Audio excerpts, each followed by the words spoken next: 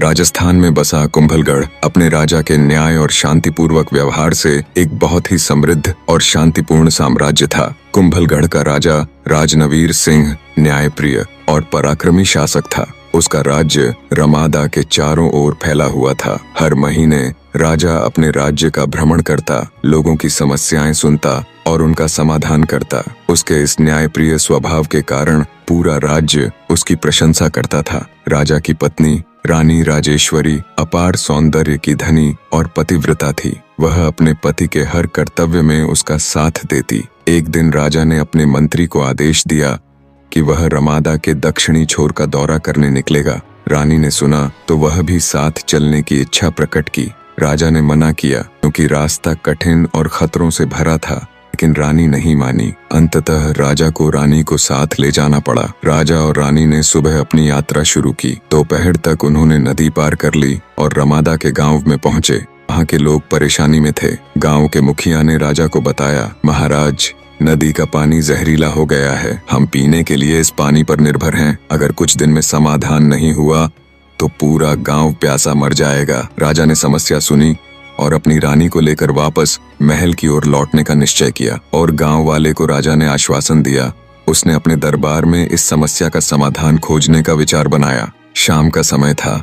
राजवीर सिंह अपनी पत्नी को लेकर वहां से निकल गया। रास्ता सुनसान और वीरान था। दोनों रेगिस्तान में आराम करने बैठते हैं, तभी एक झाड़ी में से निकलकर एक जहरीले सांप ने राजा को डस लिया। सांप को डसता देख रानी बेचैन हो उठी, जैसे उसकी सारी दुनिया ही लुट गई हो। राजा ने घाव पर कपड़ा बांधा और रानी को चिंता न करने के लिए कहा। दोनों चलने लगे, लेकिन रानी मन ही मन अपने भगवान से प्रार्थना कर रही थी। कुछ ही दूर जाने पर राजा की हालत खराब होने लगी और राजा राजवीर सिंह चक्कर खाकर गिर गया। रानी उसके पास दौड़ी। वहां रानी को अजीब अजीब आवाजें सुनाई देने लगी। रेगिस्तान में एक कुआं दिखाई दिया।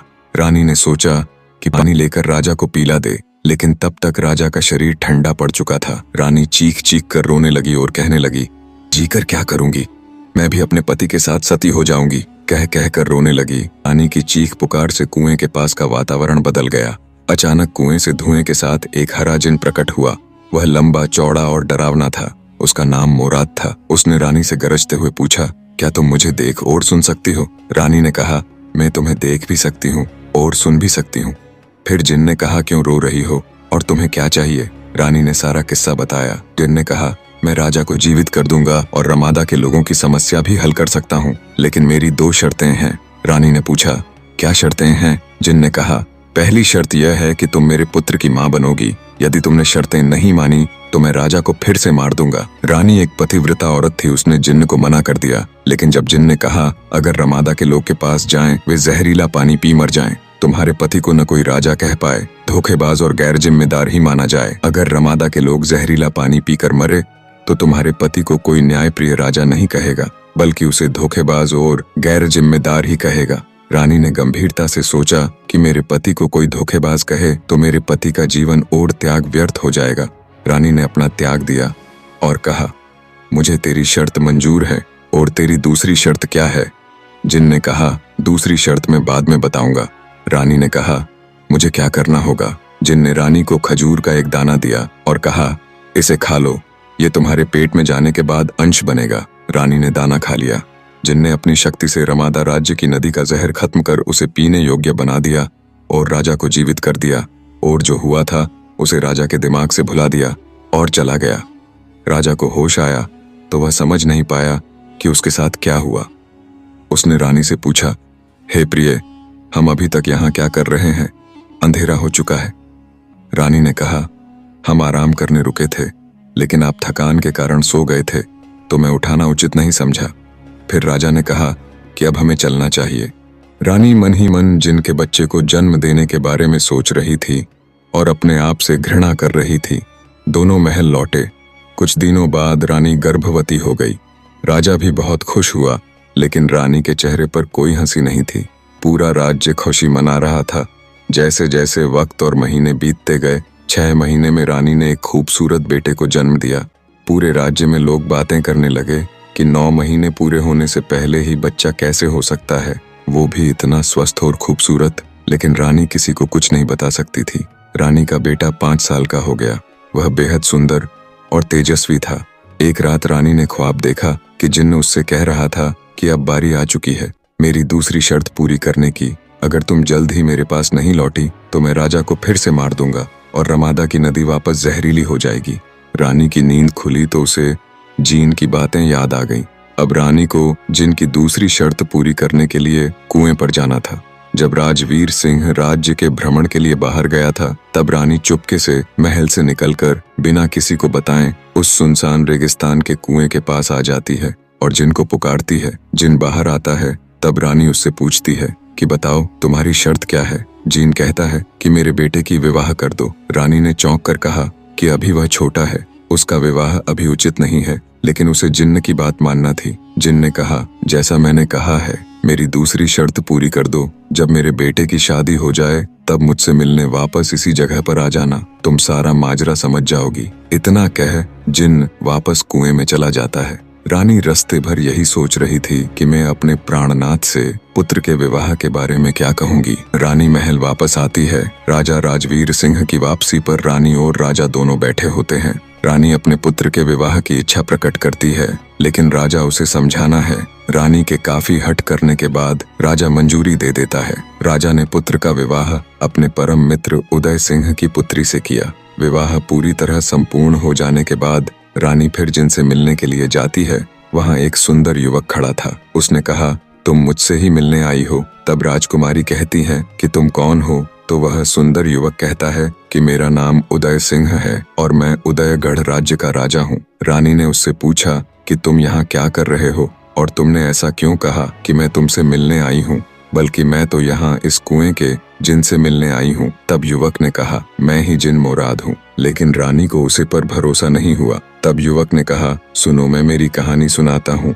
दोनों बैठ जाते हैं। युवक कहता है कि यह कहानी 100 साल पुरानी इसी सुनसान रेगिस्तान की है, जो कभी एक प्राचीन राज्य उदयगढ़ हुआ करता था, जो एक समय में अपनी समृद्धि और ऐश्वर्य के लिए प्रसिद्ध था। मैं राजा उदय सिंह एक बहुत ही घमंडी और तानाशाही किस्म के शासक था। मेरा दिल अपनी प्रजा के प्रति कठोर था। मैं अपने महल में नृत्यकियों को बुलाकर उन्हें नचवाता, लेकिन कभी भी किसी की भावनाओं की कद्र नहीं करता। मेरी तानाशाही का आलम यह था कि मैं अपने महल में हर किसी को डरा धमका कर रखता और किसी की भी आवाज नहीं सुनता।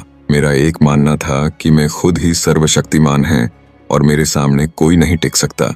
लेकिन एक दिन उदयगढ़ की धरती पर एक फकीर आए। उन्होंने मेरे हृदय में अच्छाई की झलक दिखाने की कोशिश की। फकीर ने मुझसे कहा तुम्हारे घमंड का अंत होगा और तुम्हें समझना होगा कि शक्ति का असली स्रोत सिर्फ तुम्हारे राज्य में नहीं बल्कि हर एक प्राणी के अंदर है। लेकिन मैंने उन्हें अपमानित किया और धक्का देकर महल से बाहर भगा दिया।